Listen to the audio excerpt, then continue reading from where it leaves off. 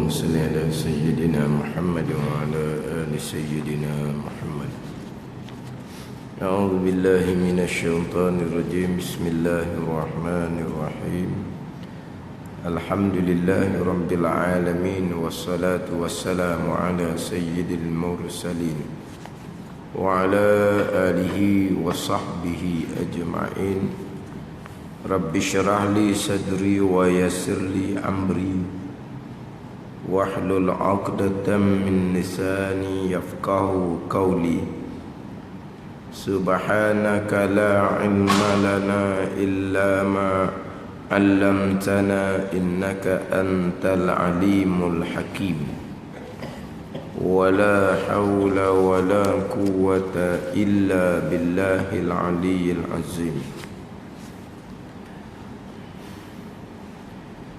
Kitab Pati Paridah, muka surat 3, bawah yang keempat daripada atas.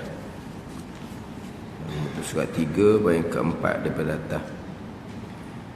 Qala al-muallifu rahimahullahu ta'ala wa nafa'ana bi'ulumihi amin. 2. Mendirikan sembahyang 5 waktu. 2. Mendirikan sembahyang 5 waktu. Ini rukun Islam yang kedua daripada 5 rukun. Mendirikan sembahyang 5 waktu. Rukun yang pertama adalah mengucap 2 kalimah syahadah. Itu rukun Islam yang pertama yang menjadi asas kepada rukun Islam. Adapun rukun Islam yang kedua sampailah yang kelima adalah untuk menyempurnakan asas kepada Islam 2 kalimah syahadah. Yang mana asas Islamnya 2 kalimah syahadah. Kemudian pergi pula kepada asas kepada rukun iman yang 6 perkara. Asasnya adalah beriman kepada Allah dan beriman kepada Rasul. Mari daripada secara zahir kita naik saksi Allah jua Tuhan, kita naik saksi Nabi Muhammad utusan Allah. Kemudian apabila kita naik saksi hanya Allah jua Tuhan, maka kita pergi kepada mengenal Allah Subhanahu wa ta'ala. Mengenal Allah dengan makna mengetahui dan berpegang akan sifat-sifat kesempurnaan bagi Allah. Itu pergi kepada asas rukun iman. Daripada syahadah yang kedua, pengakuan syahadah kita Nabi Muhammad utusan Allah. Kita nak mengenal lah pulaknya utusan Allah ni sifatnya macam mana. Utusan Allah yang dilantik oleh Allah, yang dipilih oleh Allah. Utusan Allah Rasul ni sifatnya macam mana. Pergi pula kepada beriman kepada Rasul yang menjadi asas kepada rukun iman. Maknanya walaupun Islam dan iman tu lain-lain, tidak berlaziman antara keduanya, tetapi Islam dan iman ni tak boleh cerah tanggal. Sebab itulah kita mengaji dalam kitab Tauhid sifat 20. Pembicaraan dalam kitab Tauhid sifat 20 adalah pembicaraan untuk mengesahkan enam rukun iman.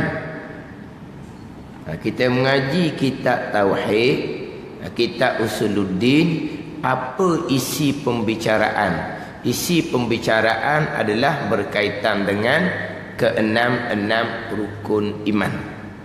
Itu isi pembicaraan dalam kitab Tauhid, kitab ilmu Usuluddin. Pembicaraannya untuk mengesahkan keenam rukun iman. Walaupun di dalam tu untuk mengesahkan keenam rukun iman, tetapi dalam setengah-setengah kitab Tauhid dia akan memulakan dengan 2 kalimah syahadah. Dua kalimah syahadah itu pergi kepada pembicaraan Islam.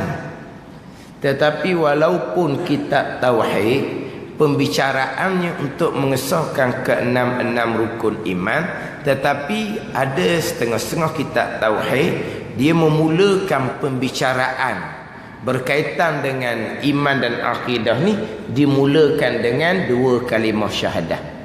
Walaupun dua kalimah syahadah tu duduknya di Islam, kitab tauhid bicaranya iman, tapi dimulakan dengan pembicaraan dua kalimah syahadah. Ini kaitan antara Islam dengan iman, tak boleh cerah tanggal.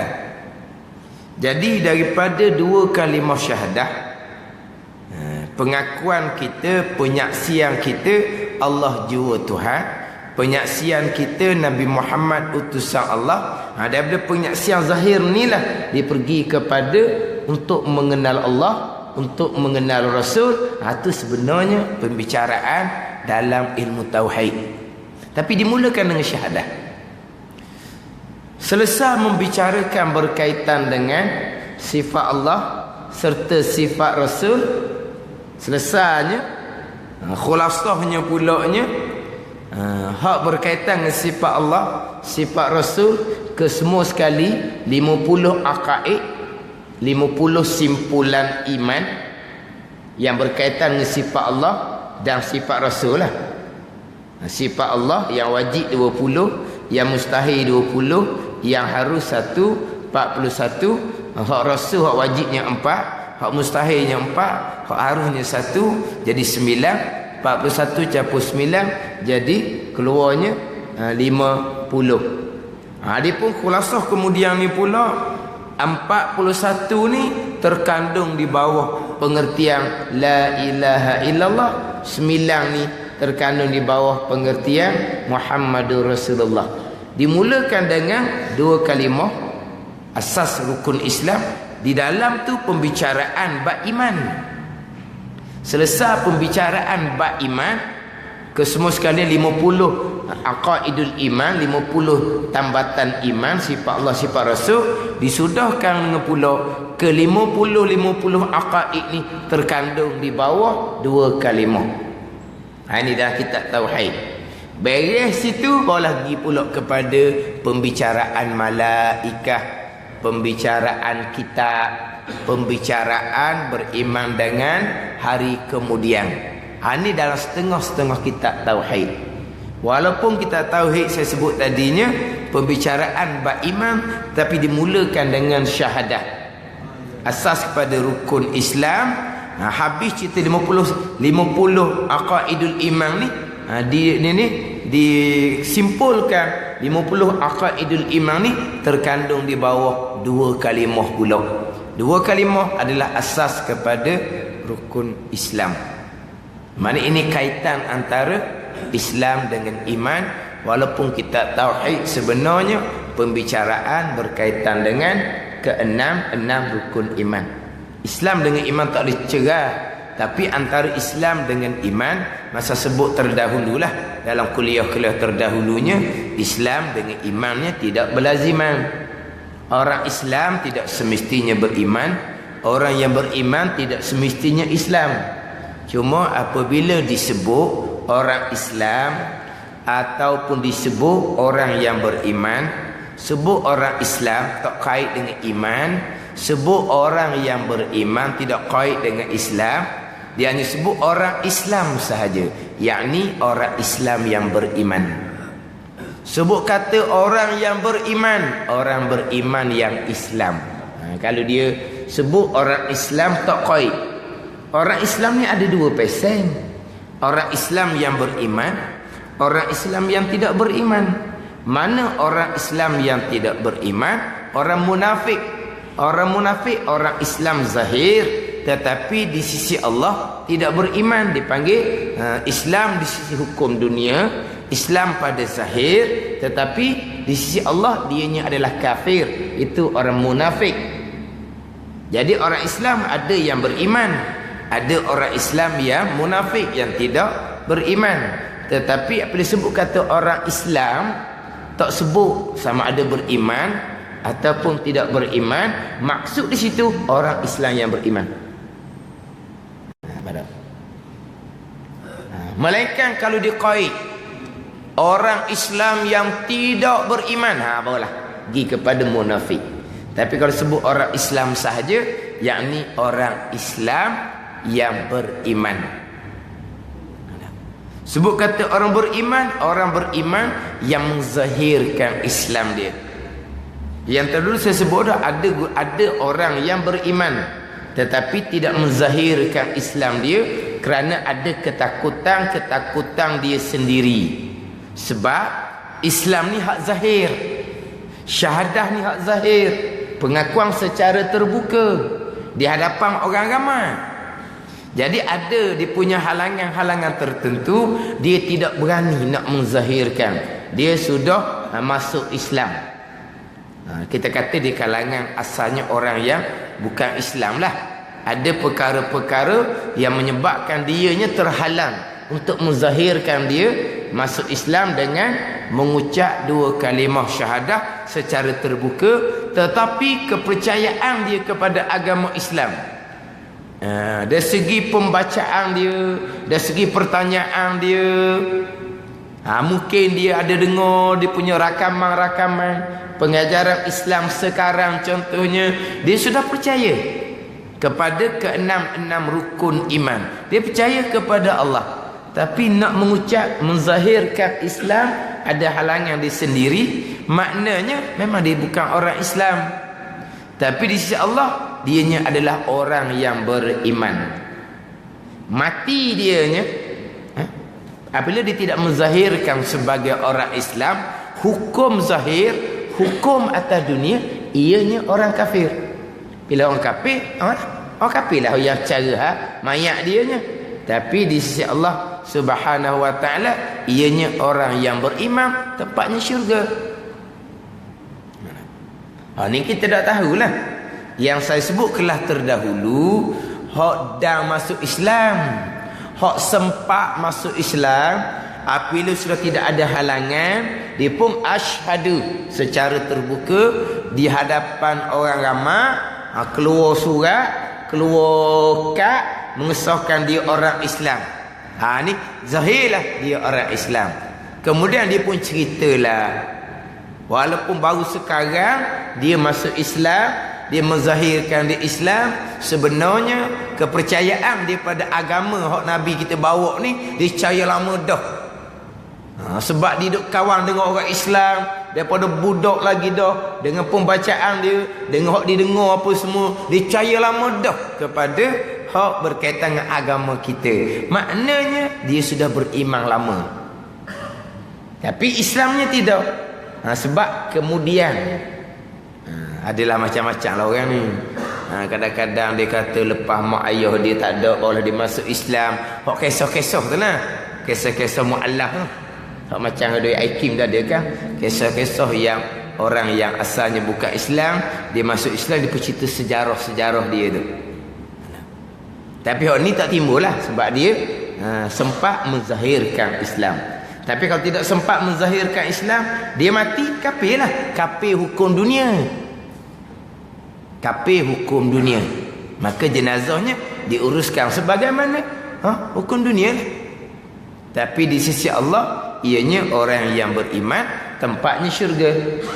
Tetapi kalaulah secara zahirnya dia orang Islam, dia menzahirkan dia orang Islam, tetapi hatinya tidak beriman dengan keenam rukun iman, di sisi Allah ianya orang kafir, di sisi dunia ianya orang Islam.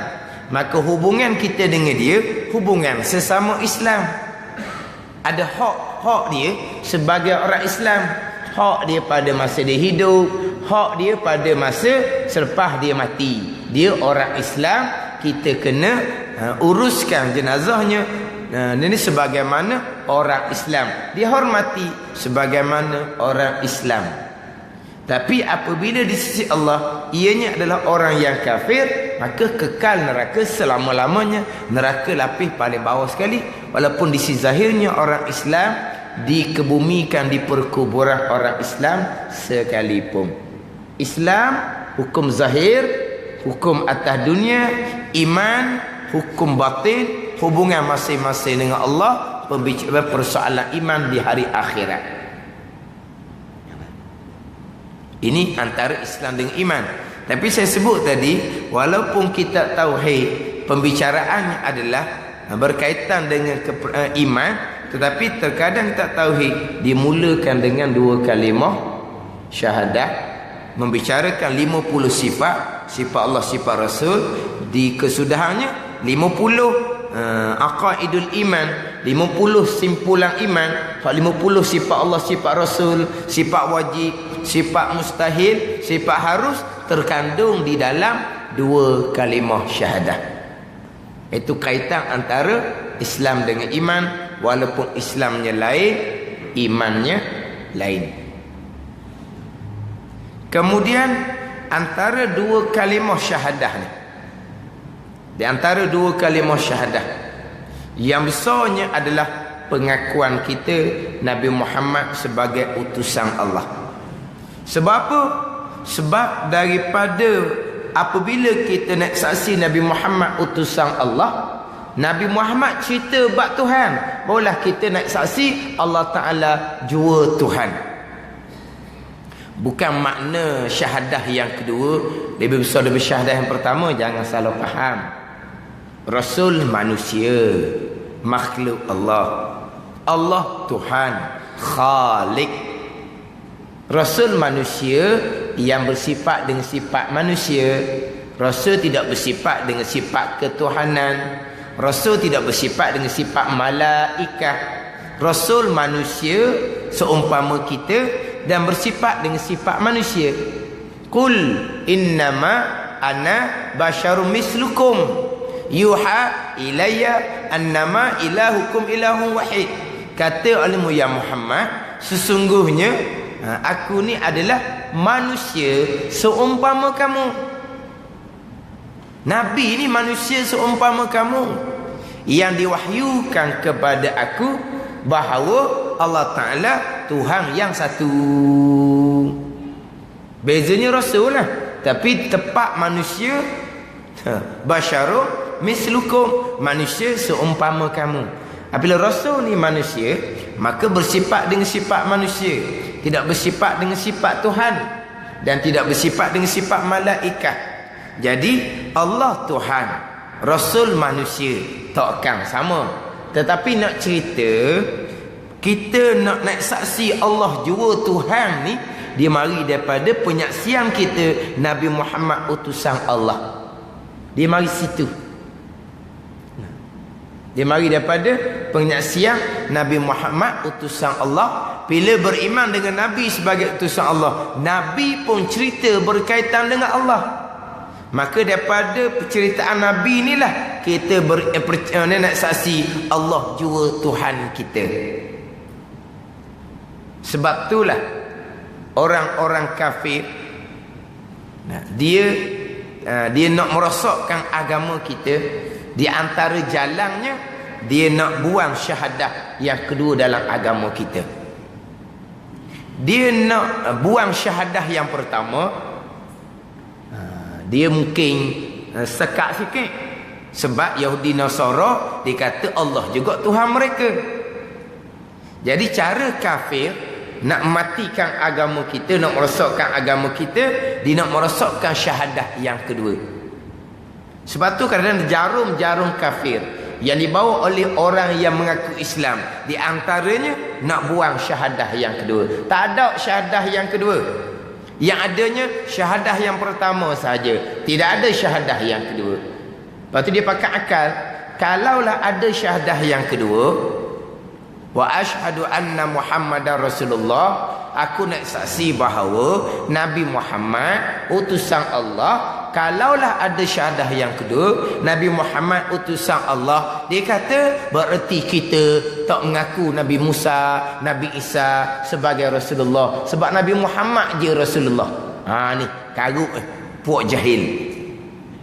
Dan syahadah yang kedua hanya mengaku Nabi Muhammad utusan Allah. Maka Nabi Musa, Nabi Isa alaihi wassalam duduknya di mana? Ini jarum-jarum yang asalnya daripada orang kafir, tetapi diresapi oleh orang yang mengaku Islam. Nak menafikan syahadah yang kedua, nak tolak syahadah yang kedua secara terbuka. Tapi bagi pihak yang berkenaan, tidak nyata jelas orang yang seumpama ni macam mana agama dia, masih lagi sah agama dia ataupun terbatas agama dia, maka tidak tidak dinyatakan secara terang-terang. Jadi perkaranya tergantung. Sebab untuk mengesahkan seseorang ni bukan Islam, yang asalnya orang Islam, ini adalah urusan pihak berkuasa. Ini bukan urusan sesama sendiri, tidak ada urusan ni. Urusan yang nak menentukan orang yang asalnya Islam sudah terkeluar daripada Islam, sudah terbatas Islamnya, ini urusan pihak berkuasa. Dia kena menentukan, menetapkan orang yang tolak syahadah yang kedua ni macam mana kedudukannya. Tapi apabila tidak ada penegasan berkaitan kedudukan agama dia itu, agama Islam dia itu macam mana, akhirnya kalau ada berlaku kematian, macam mana kita nak buat? Orang Islam kita kena urus jenazah sebagai orang Islam. Orang bukan Islam, buanglah mana-mana pun, kambuhlah mana-mana pun, nyari busuk kat orang dan penyakit sudahlah. Tapi kalau tidak ada penegasan terdahulunya kedudukan dia macam mana, bila berlaku kematian jadi terkial-kial. Macam mana kedudukan orang yang nak menafikan syahadah yang kedua? Nah, ini semua jarum-jarum daripada orang kafir belaka ni untuk merosakkan agama. Dia pakai akal tadi, kalau ada syahadah yang kedua, Nabi Muhammad utusan Allah, Nabi Musa, Nabi Isa. Apabila kita nak saksi Nabi Muhammad utusan Allah, Nabi Muhammad yang cerita berkaitan dengan nabi-nabi yang lain. Jadi apabila kita nak saksi Nabi Muhammad utusan Allah, apa perkara yang Nabi kita bawa sebagai utusan Allah, kita akan beriman belaka. Kita akan terima belaka. Nabi Muhammad kita bawa berkaitan dengan Nabi Musa, Nabi Isa alaihissalam sebagai Rasul, dan kita mengaku Nabi Muhammad utusan Allah, kita akan terimalah Nabi Musa, Nabi Isa sebagai Rasul. Itu kedudukan syahadah yang kedua. Bahkan bila kita mengaku Nabi Muhammad utusan Allah, maka Nabi kita cerita bab Tuhan, kita pun mengaku Allah Ta'ala jua Tuhan kita. Itu kedudukan syahadah yang kedua. Tapi orang kafir, dia nak menafikan syahadah yang pertama, ada masalah. Dia jalan dia nak menafikan syahadah yang kedua. Apabila ternafi syahadah yang kedua, pengakuan Nabi Muhammad sebagai utusan Allah, maka Nabi Muhammad ni bukan utusan Allah, maka tak ada agama, tak ada Islam, tak ada Allah, tak ada Allah. Sebab Allah ni mari daripada ceritaan Nabi sallallahu alaihi wasallam. Bila Nabi kita nafikan sebagai utusan Allah, maka di mananya kita nak saksi Allah sebagai Tuhan, maka tak ada agama. Sebab tu dia nak rosak di betul syahadah yang kedua. Dia tak boleh nak merosakkan syahadah yang kedua, dia nak merosakkan Nabi ni, kereta Nabi nak rosak, bab perkahwinan lah, bab tu lah, bab ni nak rosak. Nak jadi orang ni macam tak percaya dah kepada Nabi sallallahu alaihi wasallam. Ini semua jarum-jarum kafir belaka. Dia mari cerita-cerita yang tak berapa jelas untuk memburukkan Nabi sallallahu alaihi wasallam. Ini semua adalah jarum untuk mematikan agama Islam. Yang memang yang jadi ejennya adalah di kalangan orang yang mengaku Islam. Tapi sekarang ni kerjaan-kerjaan seumpama ni agak berluasa. Tapi macam mana bagi pihak yang berkenaan? Jadi seolah-olahnya tidak boleh ambil tindakan. Tak tahulah di mana masalah dia. Sebab dia punya bawakan tu pakai akal, boleh mempengaruhi orang-orang Islam yang tidak ada asas agama dengan logik akal yang mereka bawa untuk menimbulkan kecurigaan kepada Nabi sallallahu alaihi wasallam. Curiga pada Nabi sallallahu alaihi wasallam, tak ada agama Islam. Ada. Kalau Rasul utusan tu tak betul, jadi agama Islam tak betul lah. Bagi kat mana lagi? Sebab agama Islam sampai ke kita, Rasulnya Nabi sallallahu alaihi wasallam. Tapi kalau Nabi ni dah tak betul dah, rosak dah Nabi ni, maka agama Islam pun tak ada lah. Itu tujuan dia. Tujuan kenapa sasaran mereka adalah Nabi SAW. Sebab dia nak mematikan agama. Sama juga di kalangan orang bukan Islam, sasaran mereka ada di kalangan ulama warasatul anbiya. Ulama warasatul anbiya, mereka nak menanamkan kecurigaan kepada ulama-ulama warasatul anbiya. Bila orang tidak percaya kepada ulama, maka tak ada agama lah. Sebab agama ni dibawa datang oleh ulama warasatul anbiya yang mengembangkan agama, yang masuk agama kemudiannya ada di kalangan ulama warasatul anbiya. Bila tak percaya pada ulama warasatul anbiya, maka kita nak ambil agamanya mana? Akhirnya ambil agama daripada orang-orang jahil, yang kepala otak yang sudah dipengaruhi oleh orang-orang kafir. Maka rosak agama Islam kita. Ini kaedah dia. Kaedah dia nak memburukkan Nabi SAW. Kaedah mereka nak memburukkan ulama warasatul anbiya. Apabila mereka tidak boleh nak merosakkan Nabi SAW yang maksum, dia akan nak merosakkan ulama-ulama. Imam-imam muktabar bukan maksum. Imam Syafi'i bukan maksum. Imam Hanafi bukan maksum. Dia gigi waktu pula. Cara mereka selain daripada nak merosakkan keadaan Nabi sebagai Rasul, dia nak merosak pula ulama warasatul anbiya. Bila orang tidak percaya pada Rasul, tak ada agama. Bila orang tidak boleh terima ulama warasatul anbiya, macam mana kita nak memahami agama? Lepas tu dia kata, memahami agama direct kepada Quran, direct kepada hadis. Pakai akal sendiri. Ini semua jarum-jarum Yahudi Nasara yang nak merosakkan agama. Sebab tu dalam mazhab Maliki, masalah menghina Rasul, macam contoh terdahulunya Salman Rushdie, nak mana yang menghina Rasul, menghina Nabi SAW. Dalam mazhab Maliki, menghina Rasul, taubah sama sekali sudah tidak diterima. Kok mana pun kena bunuh. Itu mazhab Maliki. Mazhab Syafi'i kita, menghina Nabi SAW kafir. Dia bertaubah, dia syahadah kembali, diterima taubah dan syahadah mereka. Tapi mazhab Maliki tidak. Menghina Rasul, dia mengaku sudah tarik balik ke, dia asyhadu ke, tetap kena hukum bunuh. Itu mazhab Maliki tidak ada. Makna apa? Menghina Rasul tidak ada maaf. Tapi kalau menghina Allah, murtad dia. Dia bertaubat, dia asyhadu, diterima kembali Islam. Jadi lebih Nabi Muhammad pula daripada Allah? Bukan. Bila dia menghina Nabi SAW, dia buang Nabi SAW, maka Allah Ta'ala tak ada lah. Sebab kita nak pergi kepada beriman kepada Allah ni, mari daripada Rasul, mari daripada Nabi SAW. Bila dikerak punca utama tu, habis segala-galanya. Bila dia hina Nabi SAW, kerak puncanya, tak ada lah. Ini naik saksi Allah pun tak ada, beriman pada Allah pun tak ada. Sebab apa? Sebab puncanya dia sudah buang, iaitu Nabi SAW. Itu besarnya hak syahadah yang kedua. Lepas tu tadilah orang yang bukan Islam kafir ni, dia nak merosakkan syahadah yang kedua.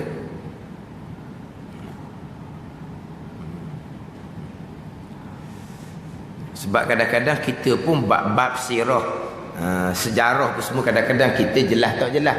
Bila didatangkan cerita-cerita yang menggambarkan Nabi ni begian, kita yang kadang-kadang tidak ada sumber ni, jadi akan tertanya-tanya, begitu ke Nabi SAW ni? Ini jarum-jarum Yahudi Nasara. Jadi asas kepada Islamnya adalah dua kalimah syahadah. Bahkan dua kalimah syahadah ni merangkumi satu agama. Agama Islam kita merangkumi Islam, iman dan ihsan daripada dua kalimah syahadah. Itu rukun Islam yang pertama yang menjadi asas kepada rukun Islam. Kedua, mendirikan sembahyang 5 waktu. Mendirikan sembahyang 5 waktu. Jadi mendirikan sembahyang ni maknanya dipanggil pergi kepada pelaksanaan, buat, tunaikan, laksana, mendirikan sembahyang. Adapun terdahulu dalam kitab Pati Paridah ni, Islam terima bulat-bulat tanpa kira bicara secara zahir, walaupun tidak beramal sekalipun, walaupun tidak pernah sembahyang sekalipun. Mana Islam ni terima secara zahir, pengakuan bahawa ini perkara agama yang datang daripada Allah. Itu Islam. Kemudian selepas daripada terima ini adalah perkara agama yang datang daripada Allah, kita pun laksanakan, kita pun kerjakan. Itu pergi kepada makna ihsan. Tiba-tiba di sini rukun Islamnya mendirikan sembahyang. Rukun Islamnya mendirikan sembahyang. Mendiri ini maknanya buat. Walhaq tarikh Islam adalah terima. Jadi kalau kita nak selaras antara Islam ni terima dengan rukun pun mesti terima, mendirikan sembahyang waktu dengan makna mengaku kewajipan mendirikan sembahyang waktu. Itu rukun Islam yang kedua. Mengaku dengan makna terima secara zahir, mengaku secara zahir sembahyang 5 waktu ni wajib. Itu rukun Islam yang kedua. Engkar, tidak terima kewajipan sembahyang. Sembahyang tak wajib sebab didakwa kononnya dia sudah rapat dengan Allah, maka murtad di wal-izbillah. Sebab apa? Tidak ada rukun Islam terima kewajipan sembahyang. Melainkan kalau kita pakai makna Islam tu mengerjakan. Dan sebut dah terdahulu kan, takrif Islam ni jumhur kebanyakannya Islam dengan makna terima, laksana pergi pada ihsan. Tapi ada pandangan walaupun tidak muktamad tetapi masyhur. Masyhurnya macam mana? Islam dengan makna buat. Masyhur gitu. Islam dengan makna buat, dengan makna kerjakan, dengan makna tunaikan. Maka bila Islam dengan makna buat, selaras dengan rukun, mendirikan sembahyang, berpuasa, beri zakat, mengerjakan haji. Selaras. Baik ini pun buat. Islam dengan takrif buat, rukun pun selaras. Tapi bila Islam dengan makna buat, dia kena cermat pula. Dan Islam tu makna buat, laksana, tunaikan. Kalau tak buat, kalau tidak laksanakan, kalau tidak tunaikan, macam mana Islam? Batal ke tidak? Tak batal. Tapi Islam yang tak sempurna, jadi tak batal pula. Kalau Islam dengan makna buat, tak buat. Iman, mana apa iman? Percaya hati akan Allah contohnya. Kalau tak percaya hati akan Allah, macam mana iman? Tak sahlah iman, batallah iman. Dan iman makna percaya hati. Iman makna percaya hati akan Allah. Iman dengan makna percaya hati akan malaikat. Tapi kalau hati kita tak percaya pada Allah, ataupun hati kita tidak percaya kepada malaikat, malaikat tak ada, karuk je. Dia tak percaya pada malaikat. Macam mana iman dia? Iman ni percaya hati. Sekarang ni percaya tak? Tak. Maka batallah iman dia. Kafir di sisi Allah Subhanahu wa ta'ala. Sebab iman makna percaya hati. Kalau Islam dengan makna buat, kalau Islam dengan makna kerjakan, mendirikan sembahyang, mana beri zakat, mengeluarkan zakat, berpuasa, mengerjakan haji. Islam dengan makna buat. Kalau tak buat, batal Islam. Tak buat, batal Islam. Bukan ahli sunnah, itu khawarij. Melainkan tak buat betul sembahyang tu je. Tidak mendirikan sembahyang. Itu mazhab Hambali menghukumkan murtad waliyazbillah. Itu je.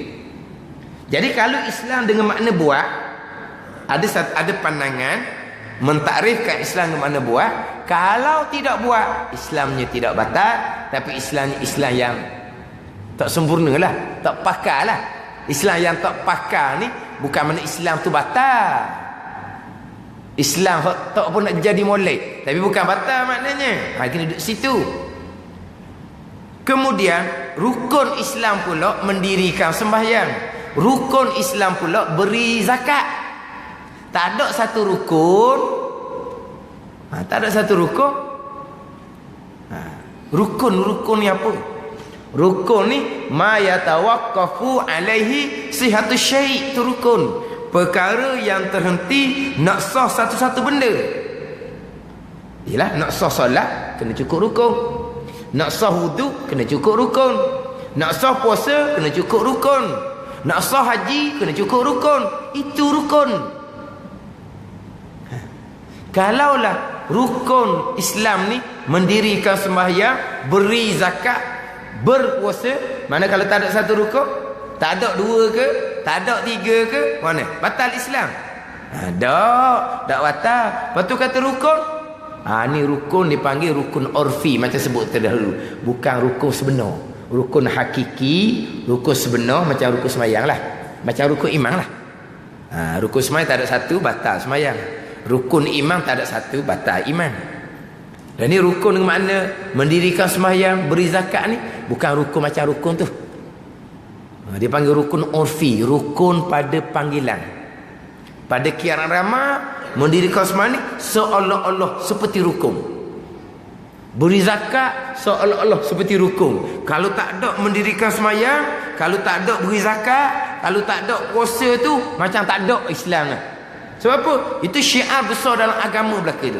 Sembahyang, zakat, puasa, haji, syiar besar dalam Islam kita. Tak ada tu macam tak ada Islam.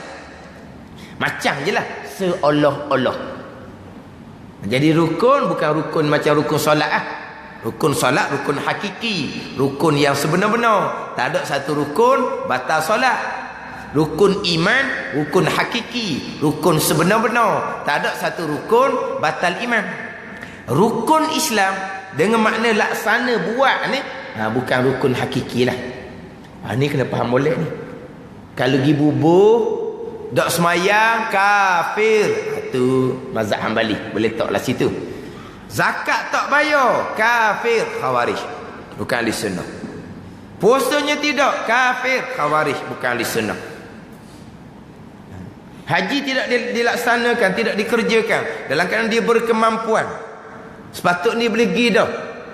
Panggilan untuk dia pun siapa dah. Tapi dia sayang punya, kedekut punya, dia tambah. Tak ada faedah tambah mengerjakan haji contohnya.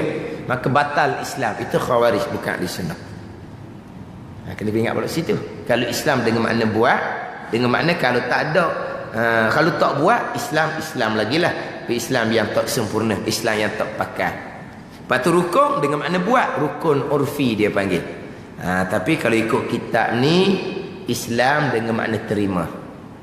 Jadi apabila Islam dengan makna terima, kalau rukun yang pertama syahadah, kita terima bahawa syahadah ni perkara agama.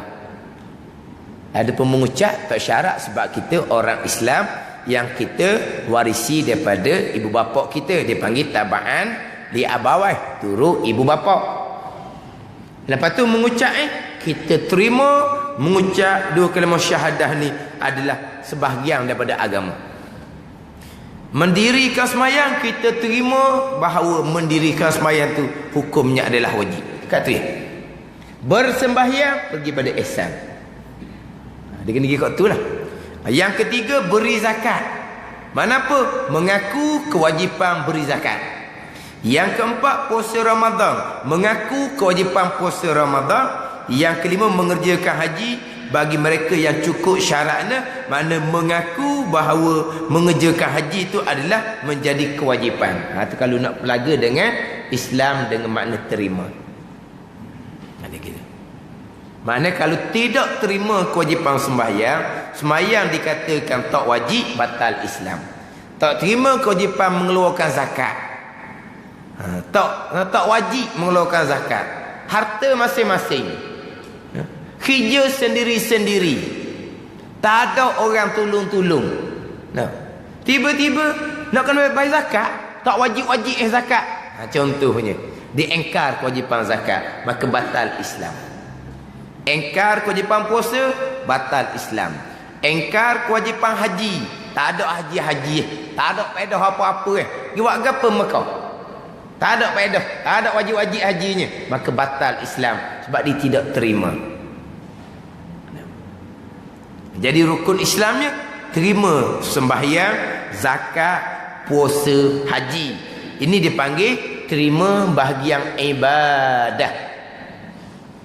Dia bab Islam ni hak zahir, bab fiqh dia ada 4 bahagian.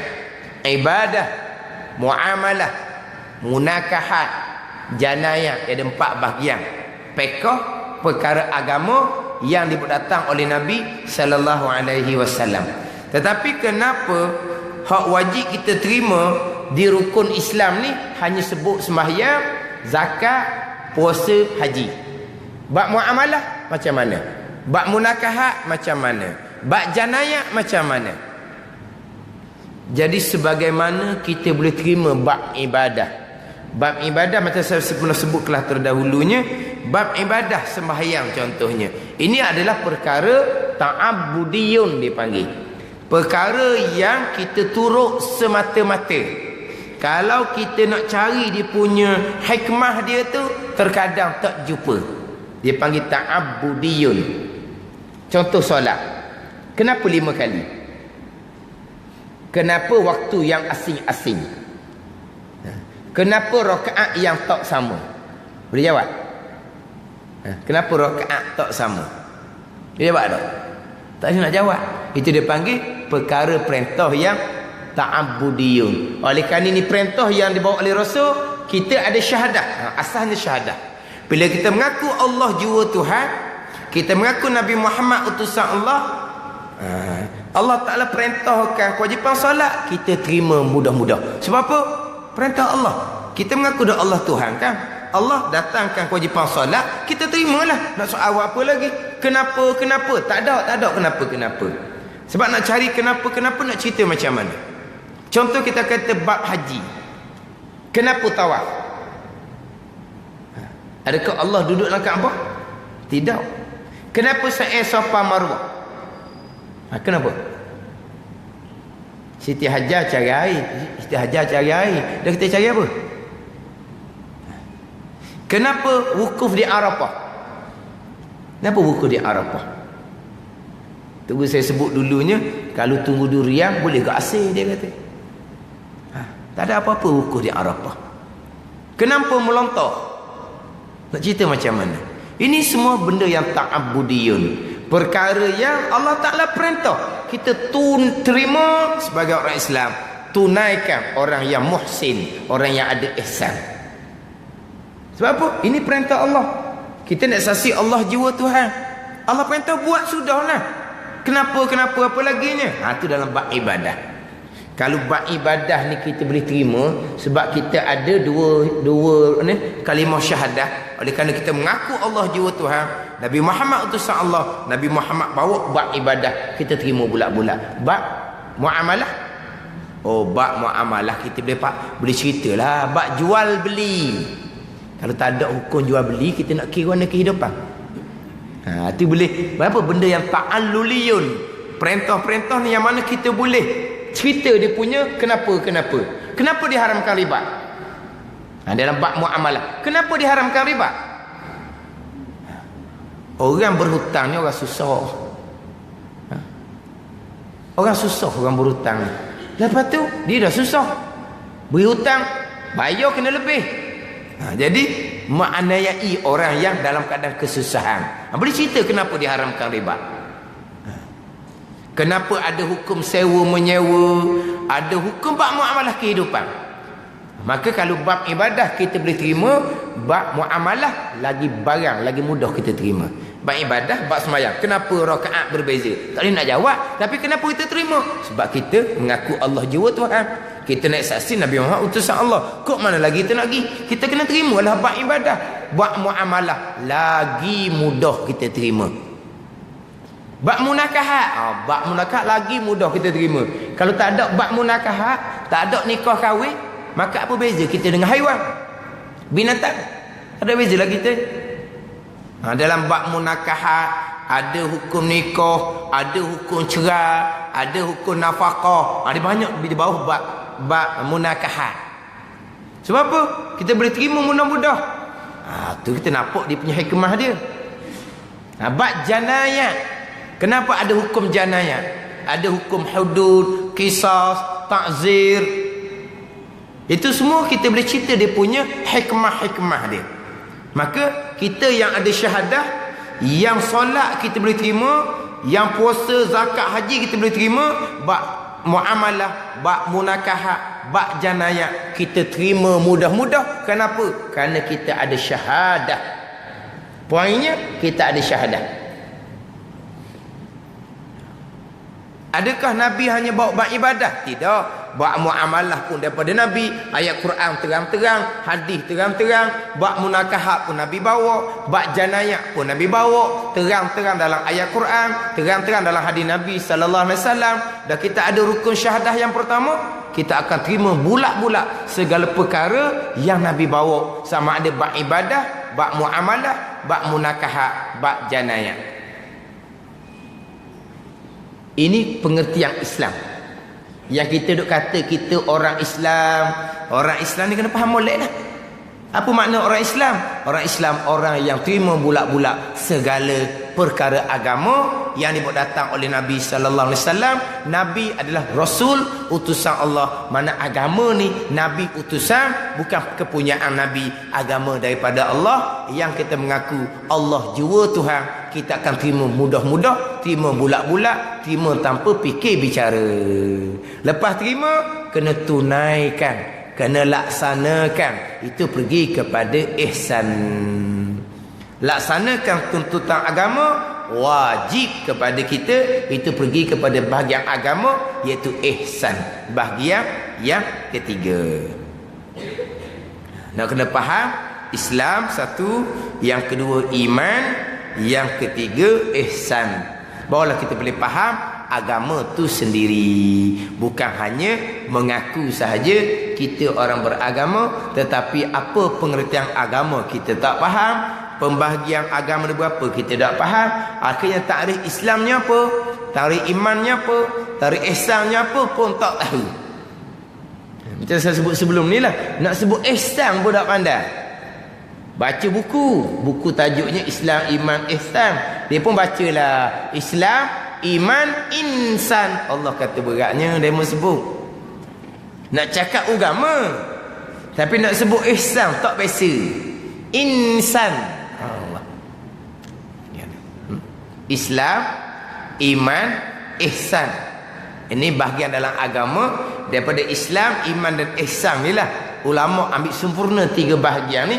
Ulama pecah ilmu asasnya tauhid, fiqh, tasawuf. Ambil daripada Islam, Iman dan Ihsan, pergi kepada tauhid, fiqh, tasawuf. Yang mana Islam, Iman dan Ihsan sumbernya Quran dan hadis. Islam sama, Iman, Ihsan, Quran dan hadis. Itu perkara, itu agama yang Nabi bawa datang. Sama juga dengan tauhid, fiqh, tasawuf, sumbernya adalah Al-Quran dan hadis Nabi sallallahu alaihi wasallam. Kira-kira selesai kita bahagian yang pertama, bahagian Islam. Iman iaitu mengikut dan menerima hati kita akan segala perkara yang dibuat datang oleh Rasul kepada kita, daripada perkara yang mudah daripada agama. Jadi beza dengan Islam, Islam terima zahir akan perkara agama yang dibuat datang oleh Rasul. Beza imannya terima hati, percaya hati, mengaku hati akan perkara agama yang dibawa datang oleh Rasul. Maknanya antara Islam dengan iman, perkara yang kena terima agama sama je. Yang bezanya Islam terima cara zahir, itu hukum dunia. Iman terima hati. Ni iman terima hati. Akan apa? Akan perkara yang sama, iaitu perkara agama. Kalau kita faham di sini, kita fahamlah. Walaupun rukun Islam dengan rukun iman tu berbeza, Rukun Islam pergi pada terima zahir-zahir, semayang, puasa. Rukun iman pergi pada percaya ghaib-ghaib, percaya pada malaikat contohnya, percaya pada hari kemudian, kiamat, barzah, mahsyar, contohnya itu ghaib-ghaib. Tapi sebenarnya sebagai orang Islam, perkara yang wajib diterima sebagai orang beriman, perkara yang wajib diterima perkara yang satu sahaja, iaitu perkara agama yang diketahui secara mudah. Termasuk dalam Islam didatangkan ibadah, muamalah, munakahat, janayah tidak ada kan? Tapi sebagai orang Islam kita kena terima belakalah. Dalam rukun Islam ada tak cerita malaikah? Tidak ada dalam rukun Islam cerita malaikah. Dalam rukun Islam ada tak cerita bab qiyamah? Tidak ada dalam rukun Islam cerita bab qiyamah. Jadi kita sebagai orang Islam boleh menafikan malaikat? Kena beriman lah. Beriman hak dalam. Iman hak dalam. Nak tanya hak luar. Hak luar secara zahir. Boleh tak orang Islam tolak malaikat ada? Boleh tak orang Islam tolak kiamat? Ya. Dah tak ada dalam hukum Islam. Malaikat tak ada dalam hukum Islam. Kiamat tak ada dalam hukum Islam. Hak tu dalam hukum iman.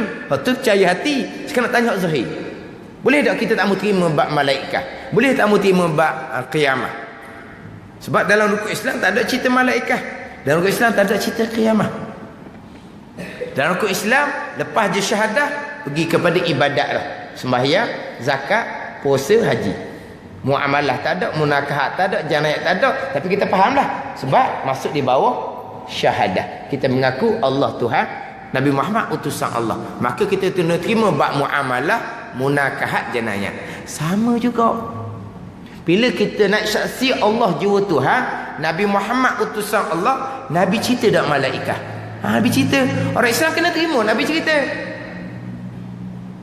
Nabi cerita tak bab kiamat? Nabi cerita tak bab barzah? Nabi cerita tak tiup sangkakala yang kedua? Nabi cerita tak bab bangkit kembali, dihimpun di mahsyar, ada syafaatul uzma, ada hisab, ada mizan, ada titiang sirat, ada telaga haud, ada syurga, ada neraka. Nabi cerita ke tak? Nabi cerita. Kita orang Islam kena terima lah secara zahir. Tapi dalam rukun Islam tak ada. Duduk di bawah rukun syahadah. Duduk di bawah rukun syahadah. Mana kita terima bab malaikat kiamat, duduk di bawah wa asyhadu anna Muhammadar Rasulullah. Dah kita nak saksi Nabi Muhammad utusan Allah. Nabi Muhammad cerita malaikat. Kita kena terimalah malaikat. Malaikat tak ada, batal Islam. Hati dia tidak beriman, hak tu kita tak tahu. Mungkin dia bercakap di mulut malaikat tak ada, tapi hatinya asal-asal tidak beriman, makna dia kafir di situ hang lama dah. Tapi kita tak tahulah. Tubik mulut malaikat tahyul, tak ada malaikat. Maka nyata dia batal Islam. Sebab apa? Tak ada rukun syahadah. Tak ada rukun syahadah apa panggil? Kiamat kok mana? Dunia comel-comel, Tuhan buat comel-comel, Tuhan nak peracau pula. Tak logik. Tak mungkin kiamat. Sebab apa? Bazir kalau kiamat. Benda comel-comel. Dia menolak. Ni berlakunya kiamat. Kiamat ni perkara agama ni. Orang tahu berlaku perkara agama ni. Mana apa? Dia menzahirkan tidak ada rukun yang pertama. Dia menzahirkan dia batal Islam. Murtad dia wa'alaizabillah. Hati dia lama dah tak ada tu. Tapi hati kita tak tahu. Hati kita tak tahu. Hati dia dengan Tuhan. Yang kita hukumnya zahir. Dia terima ke tak? Dia terima orang Islam. Dia engkar. Dia engkar perkara agama, hak jelas-jelas orang tahu berlaku kiamat akan berlaku, tiba-tiba dia engkar, tidak ada kiamat. Cerita bohong je kiamat. Syurga neraka tidak ada. Syurga neraka ni nak menakutkan orang sahaja, dia kata. Nak suruh baik cerita syurga, nak suruh tinggal jahat cerita neraka. Itu uguk-uguk je dia kata. Tak ada. Maka batal Islam dia. Batal betul mana? Batal dia betul rukun yang pertama tu, rukun syahadah. Batal Islam. Tapi iman dia kat mana? Mungkin iman dia tak ada daripada awal. Tapi dia senyap gitulah. Maka daripada awal dia sudah tidak beriman kepada Allah. Cuma disembunyi akhirnya nyata di mulut. Maka nyatalah dia bukan orang Islam. Batulah kata antara Islam dengan iman, terima akan apa? Akan perkara yang sama saja, iaitu terima agama. Cuma bezanya Islam terima zahir, iman terima hati. Itu je beza. Akan perkara yang sama sahaja. Jadi imannya menerima hati akan sekian perkara yang dibawa oleh Rasul kepada kita daripada perkara yang mudah daripada agama. Itu pergi kepada bahagian kedua, bahagian iman. Wallahu a'lam.